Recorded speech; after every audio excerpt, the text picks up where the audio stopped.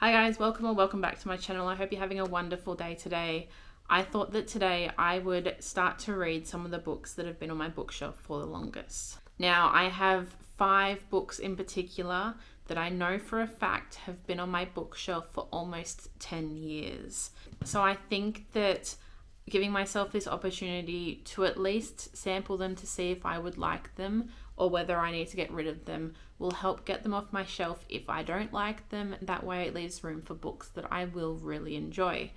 So I am going to go through a couple of books that I have set aside here and see what books I get done throughout this video. So the first book that's been on my bookshelf for the longest out of all the other books on my bookshelf is Murder Games by James Patterson. Now, I don't even remember what this is about anymore, but I think basically there's a murderer and they keep leaving playing cards to hint towards the next murder and where it will be on them. I'm unsure.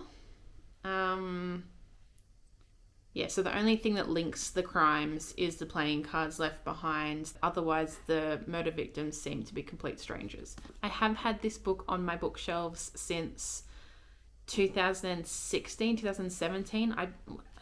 I think it came out 2017. It's 2017. Let me just double check. Yeah.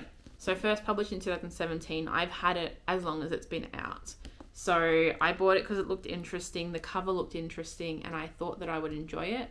But ultimately, I don't own any other books that are murder mysteries like this or crime books, apart from the Kathy Reichs books, which I haven't gotten into yet, but I am collecting. So we'll see how this one goes. I do believe it is now a series. I don't know how many books are in the series, but I will get into this book in this video and see whether I enjoy it or whether it's something that I need to unhaul. Now, the next book that I've had the longest, I've had for just as long as the last book, is Year One by Nora Roberts. Now, I bought this book because I've read quite a few Nora Roberts books. So I bought the 3 books in this series because I've read her books that are based on real life thriller things. So someone running from something, there's been a murder and something happens, stuff like that. This doesn't necessarily mean that this one's not like those, but this one has an element of magic in it. And I'm more of a fantasy reader, so I thought that I would enjoy them. I've ultimately had all 3 books since 2017. So if I start reading this and I don't enjoy it, then I'm unhauling 3 books. But if I do enjoy it, I have the other 2 books there to read and I'll finally get to it. Finally. So this will also be read in this video. The next book I've put aside is 4 Dead Queens by Astrid Schulte. Now, as you can see by the bookmark, I have attempted to read this. I've actually attempted to read this 5 times before. Why haven't I gotten rid of it? I don't know. I don't know whether every time I pick it up, I'm just not in the mood for it or whether it's not my thing. Who knows? I keep stopping at page 37, chapter 4. It just keeps happening. It's basically a fantasy murder mystery about 4 dead queens. And then in the same year that I bought this one, I bought The Vanishing Deep by Astrid Schulte. So both of these books have been on my shelves for quite a while and I haven't gotten to them. And I feel like if I read them in this video, again, try them out. If I don't like them, I will put them straight down and they get unhauled. So basically this video will be, if I don't like them, they're gone. I really needed this to be on one of these videos so I could have a reason to get rid of it. 6th time is the charm, right? We'll see. Maybe I'll get further into it before I give up on it. Who knows? And then obviously this one's by the same author. I believe this one is more interesting to me because someone's sister drowns and she's got to collect enough notes to buy back her sister's life for 24 hours to finally learn the secret that she kept until her last breath. That sounds interesting. This one apparently didn't to me. We'll see if I can get into it again, but those 2 are on my list. And the last book on my list that I really want to get to in this video, I really want to get through all 5 of these, whether I give up on them or not. The last one is The Girl King by Mimi Yu. Now, I don't necessarily think this is going to be a bad book. I don't necessarily think it's going to be a good book. It's just been on my bookshelf for so damn long. Let's have a look at the year it was first published, which was 2019. I believe I bought this probably fairly recent to when it came out, possibly 2020. I possibly bought these books at the same time as I bought this book. So I really just need to read it. If I don't like it, it comes off my shelf. If I like it, then there's a book I like on my shelf. This is the basis of this video, is to read all the oldest books on my shelves. If they're not good, get them off. It's just, they're voted off the island. I believe this is set in China, I think. And she's destined to become the first female emperor. Her sister is destined to become the first female emperor, and she's resigned to a life in her shadow, but her father declares their male cousin set to be the heir instead, and their lives go into chaos. I reckon it'll be a good one. We'll see. So ultimately, I've got all 5 of the books on the list. Make my little stack here. All 5 of the books on the list have been on my shelves between 2019 and 2017. I got them. They've all been on my shelves for so long. I'm going to get through all of them in this video. Whether I finish them or not will be a matter of what happens. But I'm going to start with, not these 2. I'm going to save them for the middle. I'm going to start with Murder Games by James Patterson. And depending how this goes will depend which book I pick to read next. So I'll see you when I'm a little bit through this book. So just to update you guys a little bit, I started reading Murder Games by James Patterson, and I've since realised, and Edward Rowan, there's 2 authors up there. I've just started reading this morning, and I've gotten up to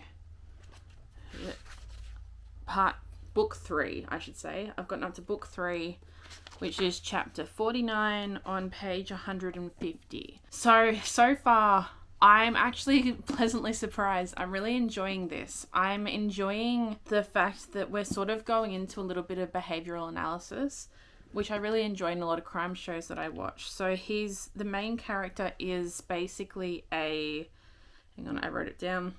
He's basically a professor at Yale. He's a psychologist, and he teaches abnormal behavioral analysis at Yale University. And he's doing a class, and this detective comes in and basically says, we believe someone wants you dead. And she talks to him about a serial killer dealing with that's starting up that's called The Dealer, and how he leaves cards at the murder sites to hint towards the next murder. And he's sort of pulled in on the case to help out, as well as because he believes his life is at risk. And also, on the other hand of it, him and his partner are trying to adopt a baby and going through all the stigma of a gay couple adopting a baby. So I'm really enjoying it so far. I really like where it's going. I didn't think I would enjoy it this much, so I'm having a good time. And I think about 10 pages. I'm 20 pages off halfway through. So I'm doing really well with this. Hopefully I'll get a fair chunk of it done today, and then we'll see whether I finish tomorrow, maybe. Hopeful. And then I'll start on another book. But so far this is going so well. It could take a turn. Who knows? But at the moment I'm doing really well with it. I'm really enjoying it. I really like where it's going. And so far it's a keeper. So we will see what it ends up doing at the end. But in the meantime, I'll be reading this, and I'll see you soon. Okay, just forewarning, if you hear my partner in the background, I am so sorry. He's playing games with his friends, so that's okay. But at the moment, I'm 100 pages away from finishing Murder Games. It's the same day since I last updated you. We're just nighttime now, so my lighting's a bit odd. I feel like I need to let you guys know that I don't normally read murder mysteries. So this is probably my first proper murder mystery that I've read, and I am really enjoying it. I think I really like the behavioral analysis part of it. I've always liked that in crime TV shows that I watch, and this is no exception. So I really like that about it, and I like that we're getting chapters in the perspective of potential victims. So we're sort of getting the side of seeing the murderer, how he sets it up and how he does it. and you sort of get an idea of who he is in that respect. Where I'm up to, we've just uncovered a connection between the victims finally, apart from the playing cards. So I'm enjoying it so far. I have theories on who it might be or what his connection to it might be, but I don't have solid theories. So they're just theories at this point. So it could be someone different. I could be surprised. I probably will be surprised. I've since found out that this book is no longer called Murder Games. It's called Instinct. So I believe, from what I have researched about it, I think that it had a year of being Murder Games, and then they turned it into a TV show called Instinct, and so they renamed the book Instinct, and that TV show lasted 2 seasons. So I wasn't understanding how I couldn't find this book on Amazon or anything to read more about it, and that's why, because it's no longer called Murder Games. So I really like the looks into the professor's past and finding out reasons why the murderer wanted him on the case in the first place. So I am enjoying that. I'm enjoying the problem solving and trying to figure it out, and I'm enjoying the writing. The writing's very much, I feel like this might be exactly what I'm looking for in a murder mystery for myself. Again, I haven't read many, so there could be things that I'm not thinking of that I would like. But this is very much like all the crime shows I watch, very similar to what I enjoy in those. So I'm enjoying it so far. I've got 100 pages left. So far, it's still a keeper. I still want to keep it. I don't know why, because I don't think that it's something that you can reread again and still enjoy it without all the different reveals and stuff.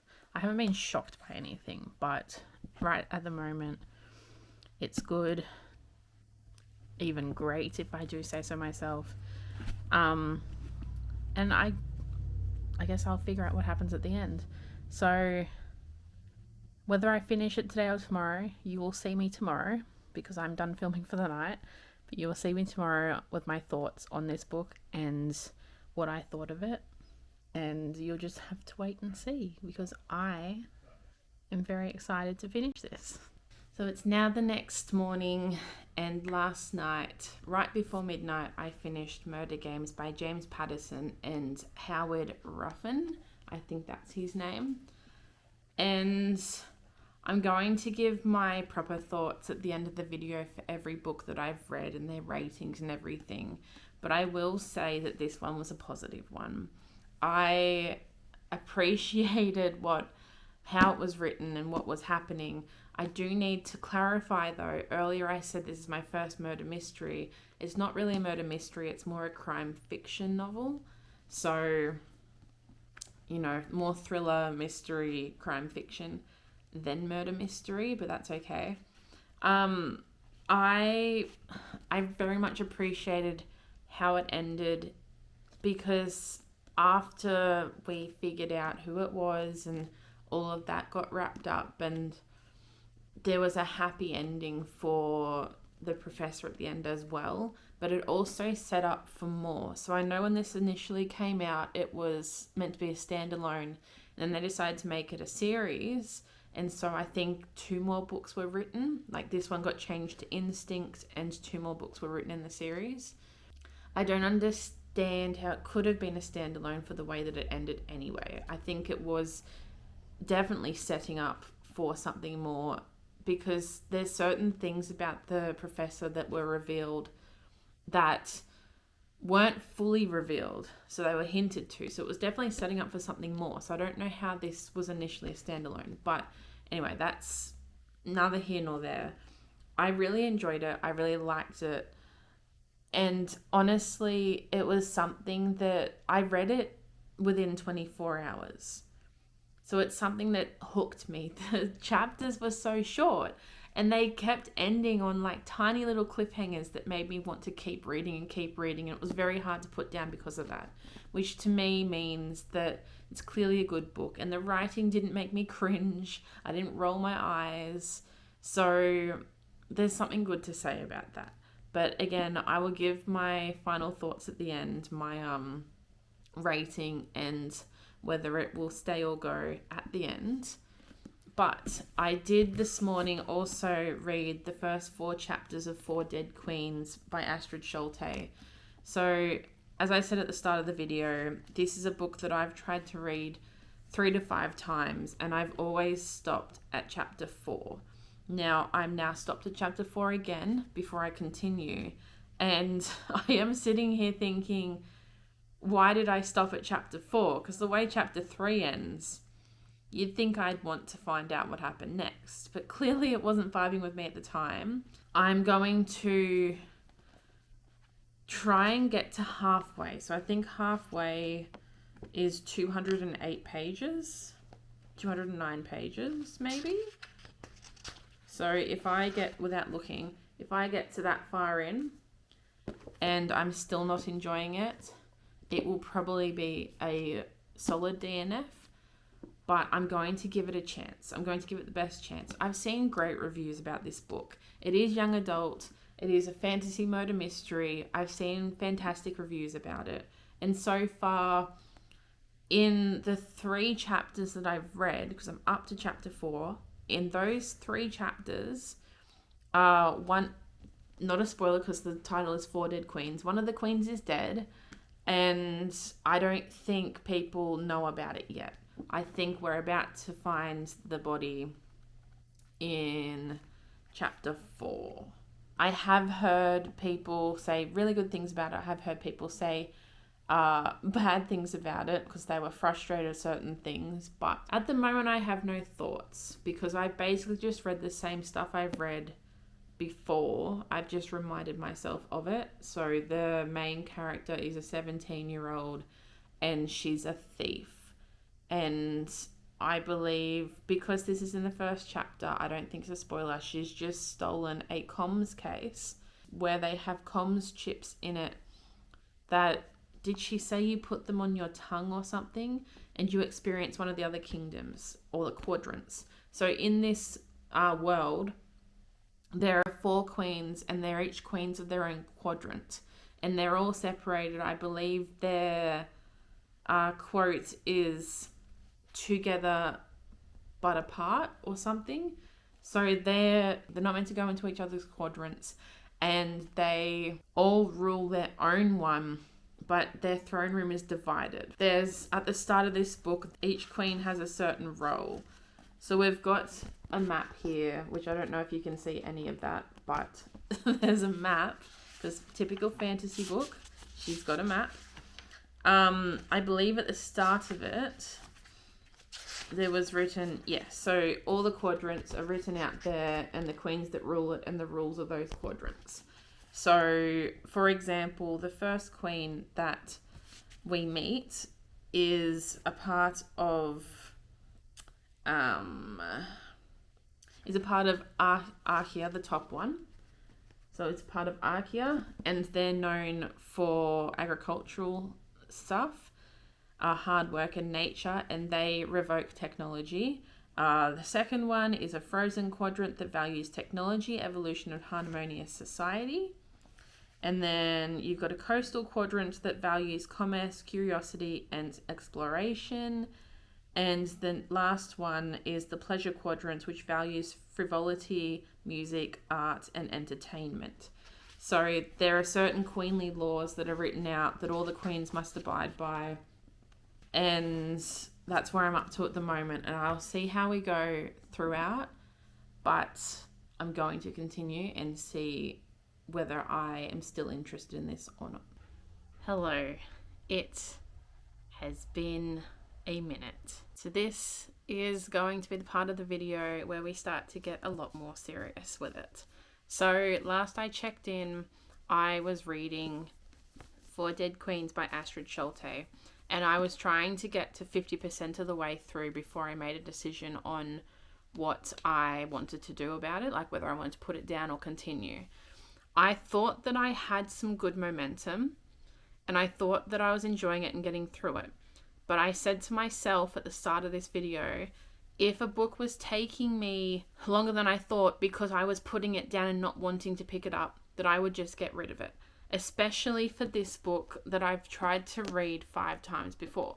So essentially, I think I got to about 40% of the way through instead of 50%. So the orange ticket's where I got up to.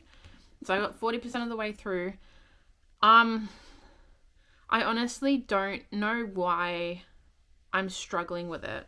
So it's not that the writing is bad per se.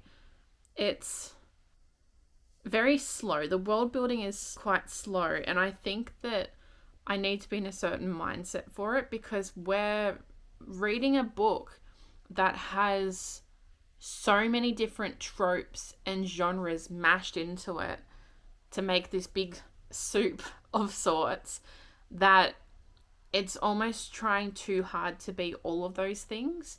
So it's a murder mystery, it's a thriller, it's a fantasy, it's a romance, it's all of those things. It's doing too many things at once. It's just, if it was concentrating on like 1 or 2, maybe 3 at maximum things at once, it would have given it an opportunity to be more clean cut and impactful with the world building. So as far as I know, there's 4 quadrants. I don't know what one of those quadrants looks like at all. I haven't been introduced to it, even though I've heard from that queen. I might have been introduced to it. It's not memorable anyway. And I've gotten a lot from the main character's quadrant, and then the person the main character meets up with, I've got a lot from their quadrant. And then we're just assuming that there's a quadrant out there that has no technology. And the only reason I know a lot about it is because of the first queen's perspective. The world building is happening quite slow because each quadrant is being explained to you from the queen's perspective that is there. And obviously the book is called 4 Dead Queens. As the queens die, you're losing that perspective to explain those quadrants. So essentially, I don't know. I was trying to care about the queen's backstories and everything. I care about one. One was intriguing me.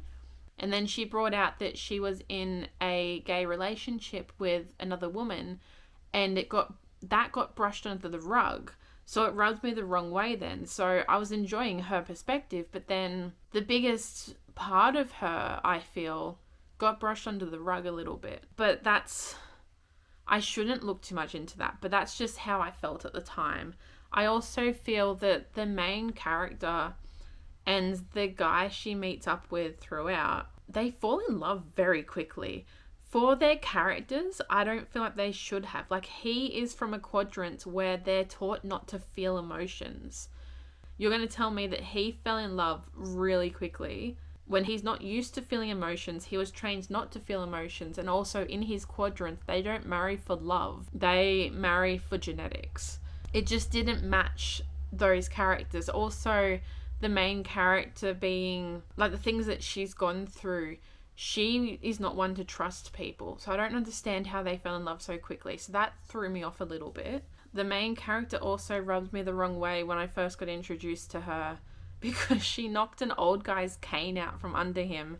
And I guess that was to mean that she didn't care. But I don't know whether it's because of my personal struggles that I go through every day with my disability or not. But when she kicked his cane out from under him, I was like, no, I don't like you anymore. I've just met you and I don't like you at all. So it's just, I don't know whether that's a personal thing or whether anyone else felt that reading that. But yeah, it's just an accumulation of different things. And there's certain respects, like when we go back into the queen's perspective, I'm expecting it to do well because they're hunting for a murderer and they're hunting, the queen's like watching their backs. But I'm getting bored in those perspectives and I'm waiting to come back to the main characters. But when they're not doing anything exciting, we get like them chatting and then it goes back to the queens. So I'm getting a bit bored. Ultimately, this is the 6th time that I've tried to read this book. I'm not going to push through if I'm struggling. So this is getting put down. This is getting put down. I'm not picking it up. It's gone. It's over there. And instead, I have 3 books left. One's by that same author. I'm going to save that. until I've read another book before it, give myself a bit of a breather, because I don't think that book is against the author. I think I'm just not liking that particular kind of book. So I'm going to give myself a breather, relax away from that author. I'm going to pick up The Girl King by Mimi Yu. I think that this is the thickest one I've got left. I think this is going to be one of the ones that also, if I don't enjoy it, I'll just put it down. I'm hoping to enjoy it though, because I've had this on my shelf for a while, and it seems like she's got some feminine energy in here, and I want to love it. So I'm going to start reading this book, and we'll see what one I get to after this, but I'll try and update you when I'm through it a little bit. But again, like I said, I am giving myself the rule, if it is taking me too long, in the respect that I am putting the book down and not wanting to pick it up, it's gone. These are the books that have been on my bookshelves for the longest. So if I don't read them now, I probably, let's be honest, won't pick them up at all. I have high hopes for this one.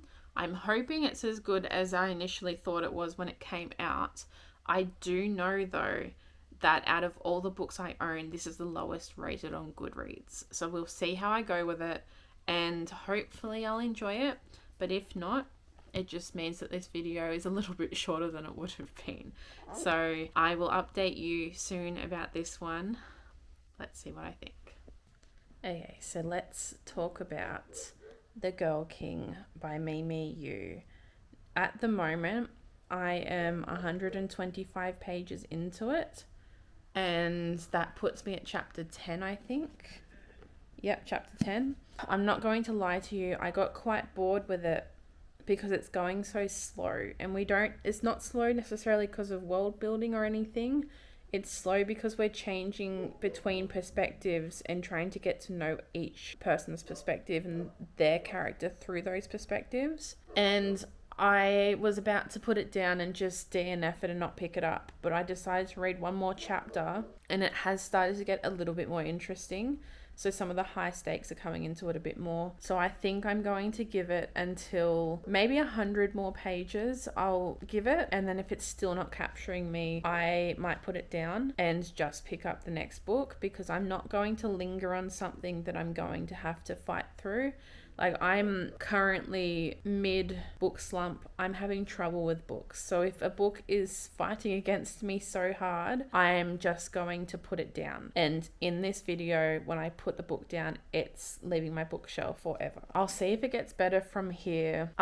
It's not necessarily that a certain character's annoying me or boring me. It's just that there's not much happening so far. So yeah, there's something in Princess Lou's perspective that's definitely something big happening, but the pace at which it's going wasn't keeping my interest as much. But now that it's picked up a little bit, and I guess her life is in danger, hopefully that'll give it some substance that I need to continue reading. So I might update you guys a little bit later into it. So like I said, 100 pages in, that'll put me at halfway through, and I'll let you guys know if it gets any better. At the moment, I don't have much thoughts on the book because, as I said, it's been quite slow and it hasn't been holding my attention. So I'll see if I can pull together more thoughts after I read a bit more. But yeah, at the moment, it's just not keeping my attention. I'm purely going to read to see if it does advance into the plot a little bit more. But if not, yeah, I'm going to pick up the next book and I'm just going to put this down and get rid of it. So I will tell you guys when I get to that part of the book, and we'll see if my thoughts change. Okay, my hair is a mess. It's late at night. Sorry about the Santa Claus behind me. He had to be there for moral support. But I've been working on this book for 2 more days since I last updated you, The Girl King. I am not up to halfway yet, but I'm putting it down. I can't do this anymore. It's not necessarily a bad book. It's just boring and I can't handle it. And what set me off the edge on putting it down was men dictating when a girl who just got her period would be viable for pregnancy. And the way it was approached, I understand in the context of the era that it's meant to be set in, but it's not vibing with me. I can't do that right now. So this is a DNF now. I can't push through much more. I've been on this for 5 days at this point and it's just not working out. So when I get my thoughts together, I'll probably tell you more about it. But I have this book next, Nora Roberts, Year 1, and I think I'm going to go on to this one next as an easier read to do. And we'll see how I go with this one. Again, maybe at the end of the video, I'll tell you guys more about The Girl King and why I didn't like it exactly when my thoughts are more together, but I'm moving on to something better, hopefully, and we'll see how I go from here. Okay, so I'm in the same spot I was the other night, but it's been a couple of days. I've been quite busy, so I haven't picked up the book as many times as I wanted to, but I'm now up to about 30% of the way through Year 1 by Nora Roberts. I will say that the start of it I was struggling a little bit because it's very much an epidemic starting. So a pandemic has started based on certain things and people spreading it and everything. I will say that I did not realize that this book was that sort of thing. I didn't know it would turn into an apocalyptic sort of book. Every other book that I've read that has an apocalypse in it of some kind, whether it's because of an epidemic or zombies or whatever, I'm never interested in it, and I stopped reading it pretty early on. I also just don't reach for those movies either because I'm not interested in them myself. I don't know why. I just don't really care for them that much. I will say that is affecting when I pick this book up because it's affecting how much I want to pick it up. But once I've picked it up, I read for a while. Like it is hard to put down once you're in it because we're going through different perspectives, but they're so well connected that it's easier to sort of grasp it.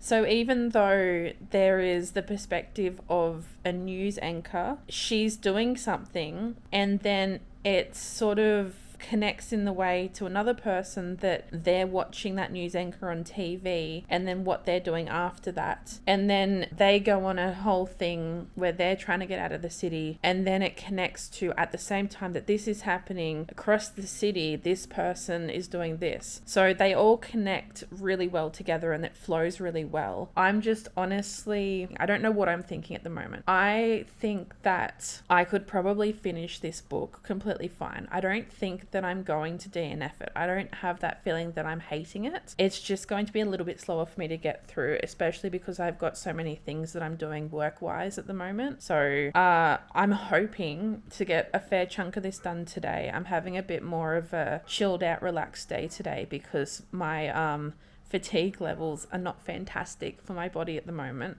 So I'm thinking about sitting here and getting a fair chunk of this book out. I reckon I could probably get at least, if I'm a third of the way through, I can probably get at least another third of the way through. I will update you guys later about it, but it may even, if I sit here for long enough, it may even be an update when I'm finished it. I don't know.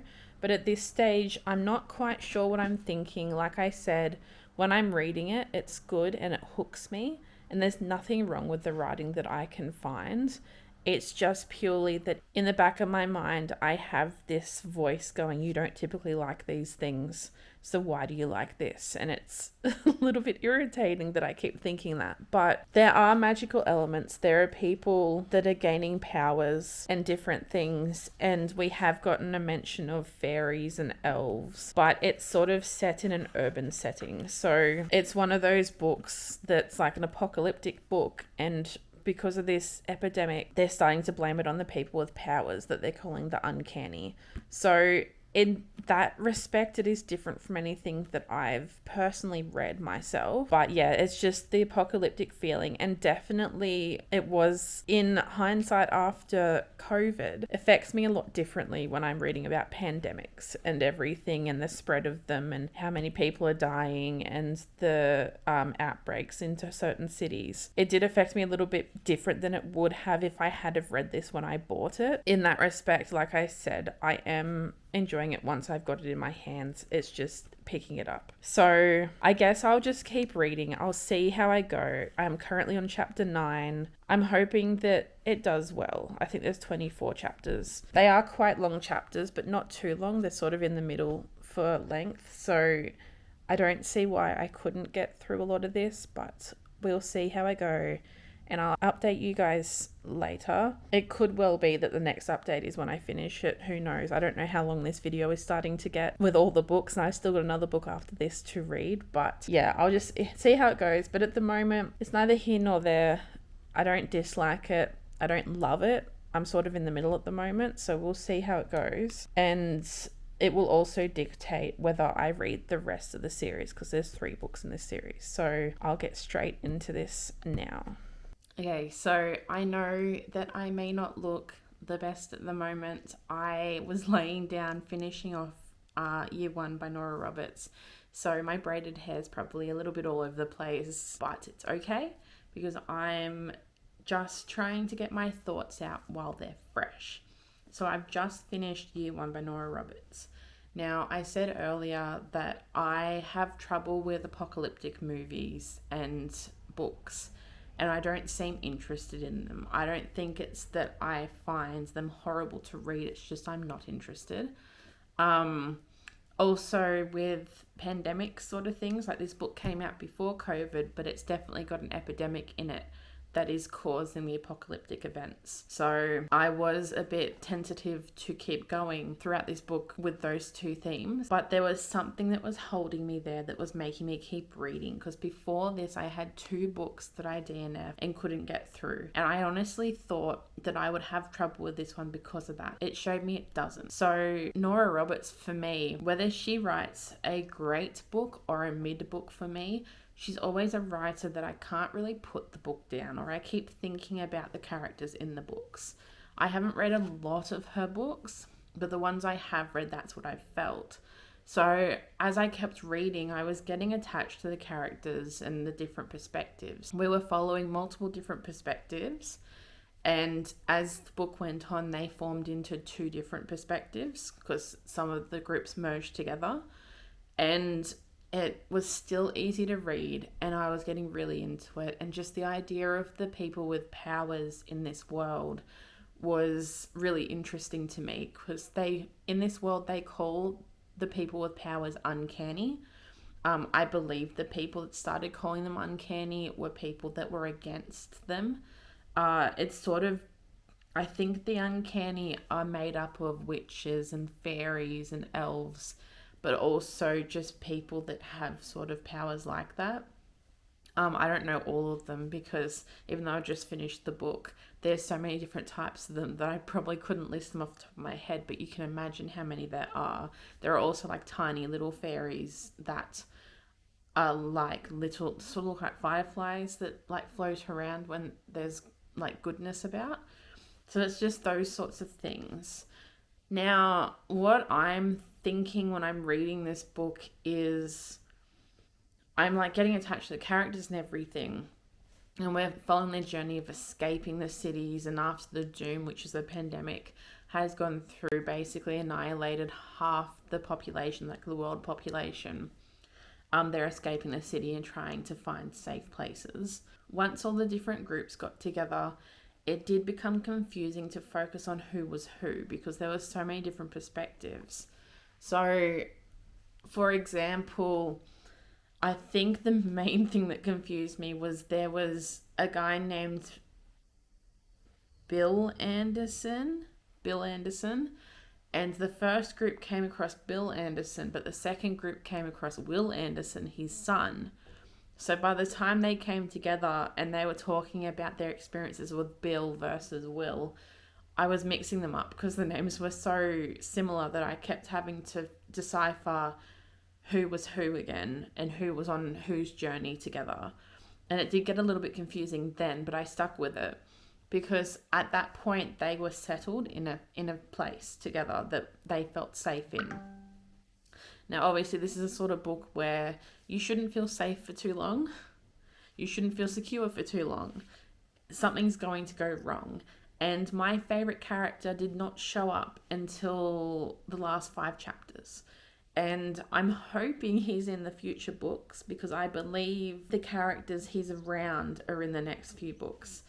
So hopefully he is there because I did enjoy him as a character. He was my favorite character out of all of them. And I've met quite a few characters in this book.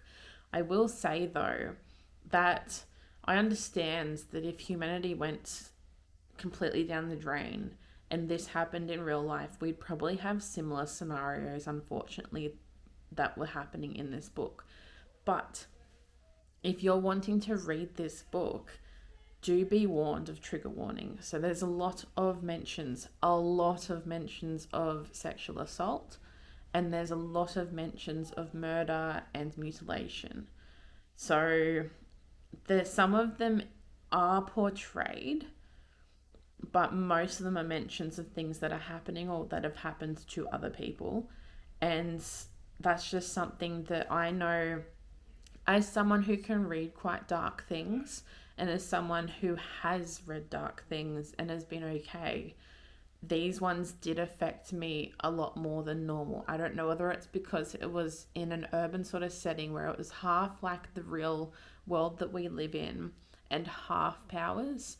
I will say that a lot of it was giving people being, I'm not comparing it to racism or ableism or sexism or anything like that, but it is very much like those things where people blame other people and they hate on that certain kind of person.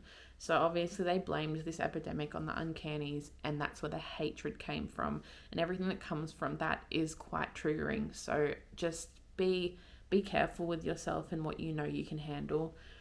But I will have to say, I did enjoy it by the end of it, and I'm definitely going to keep it and continue on with the trilogy. I believe the second and third book follow one of the children of one of the characters in this book. So, like I said, there's so many characters. I hope they show up in the future books. But from what I can see, the next book's going to be set 13 years in the future.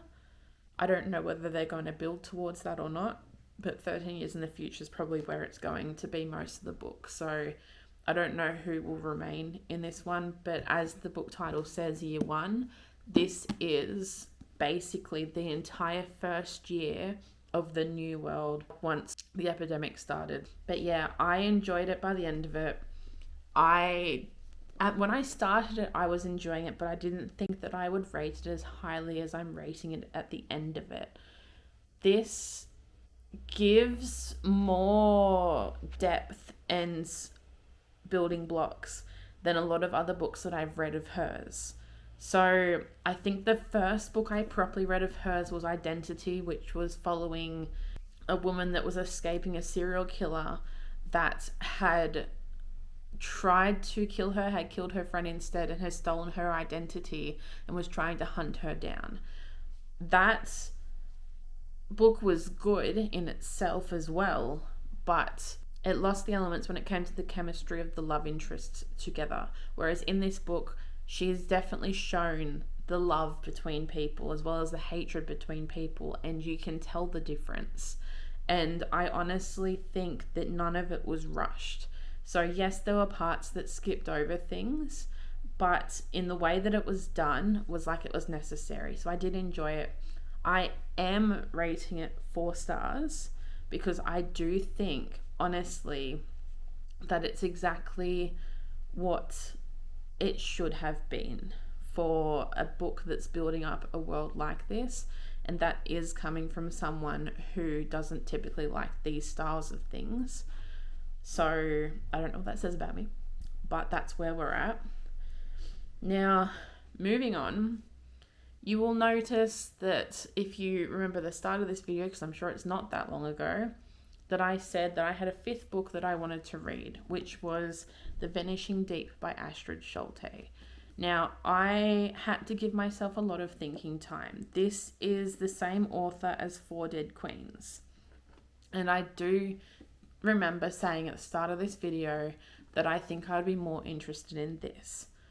But now that I've given myself a week and a half to think about it and to wonder whether I wanted to read this or not, I've decided not to read it and to just unhaul it. The reason that I am making this decision is because I thought more about Four Dead Queens and why I wasn't enjoying that one.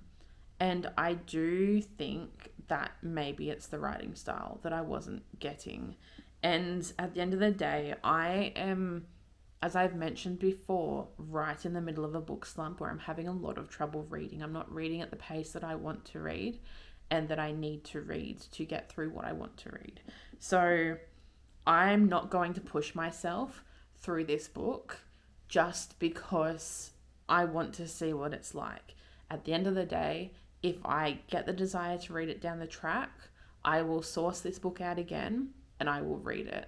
I do not need a physical copy of it. It has been on my bookshelf for too long and it does not need to be there. So I've made a decision to just not try this rather than add another DNF to my pile. I am not going to be reading this book.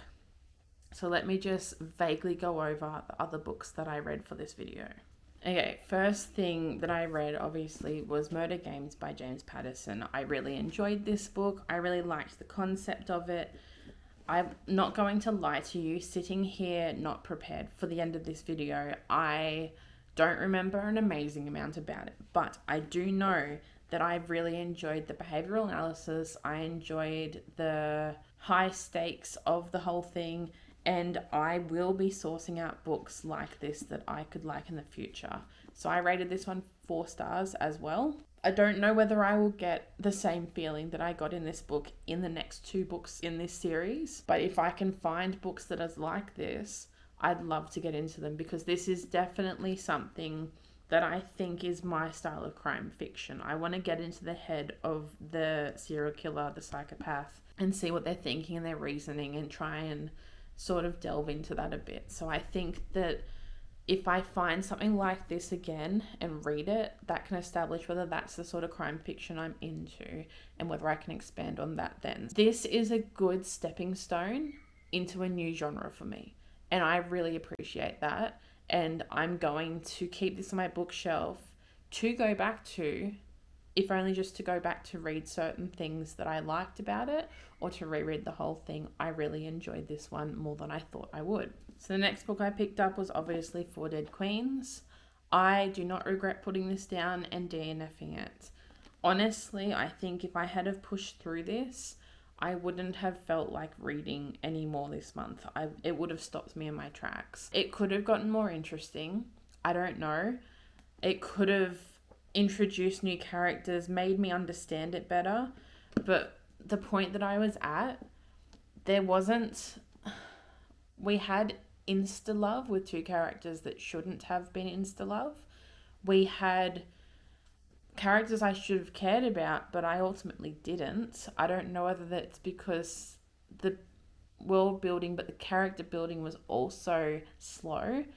And I also don't know whether it was just because I knew they were going to, Four Dead Queens, I knew they were going to die. So I wish that I had cared about this more, but ultimately, if it's my 6th time reading this book and I still couldn't get through it, ideally, putting it down is the best decision I could have made. So that was my first DNF. Now, the next book I read that I haven't mentioned yet, because obviously the last book was year 1, so the book that I read before that was The Girl King by Mimi Yu. Now, I don't regret DNFing this either. I was struggling with this one probably the most out of all of the books that I read in this video.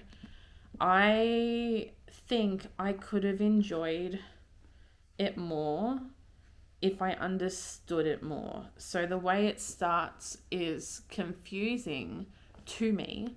It may not be confusing to anyone else, but to me it was confusing because you're introduced to people and then you don't get mentions of them again until halfway through the book, which is where I was almost at.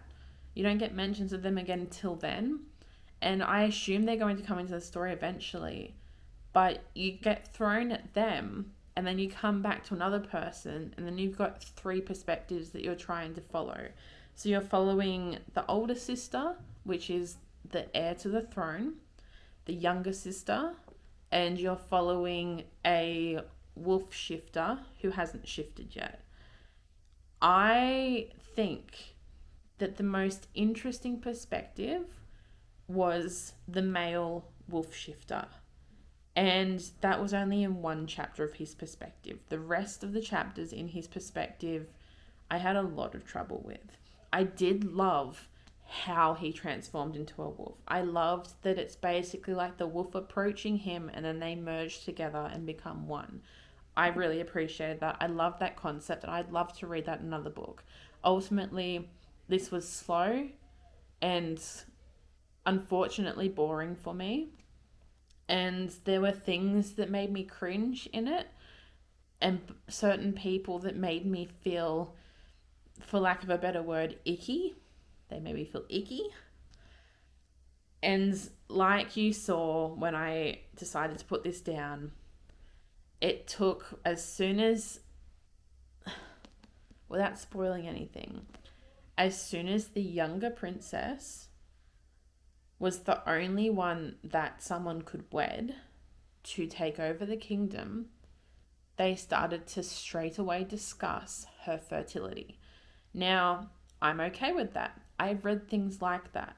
But if I'm not enjoying a book to this extent, and all of a sudden we're trying to dictate how, I believe she's 14, maybe, how a little girl, I say little because I felt young at that point in my life, how a little girl who's just got her period, just been able to have the ability to have children at a young age, 2 men are in front of her dictating when she's going to be the most fertile.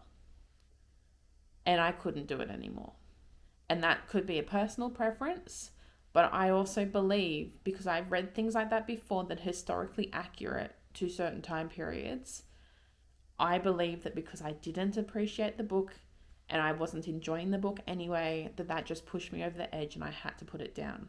And when I get that strong of a feeling, I'm not going to regret that in the slightest. So I don't regret putting this down. It made sense at the time, and as much as I'd like to see where the younger sister's powers develop into, I'm not interested enough to keep reading. So ultimately, it was a DNF, and that means that in finishing this video, out of the 5 books that I read, I am keeping 2 and getting rid of 3. So that takes 3 books off my physical TBR, 3 books off my bookshelf, and allows me to have room for the books that I do enjoy. So I can have the things that I enjoy on the bookshelf. So when someone comes into my house and points my bookshelf and goes, "What's this book about? Did you enjoy it?" I can say, "I loved that book. This was great. This is what it was about. I love it so much." So ultimately, that's what the goal of this video was to go through my oldest books and to get rid of ones that I just couldn't care about. And I feel like I've done that, and I feel happy with that decision. So that is the end of this video. I hope you guys enjoyed, and I hope you guys are having a lovely week that we're on. I know we're on a different week than when I started this video, but I hope you guys have a lovely rest of your week, rest of your month. I hope you guys had a great Easter. And if you did enjoy this video, I do have other videos on my channel. Feel free to go watch them, like, subscribe, all those things to support my channel. I'd really appreciate it. And I hope I see you guys in the next one. Bye.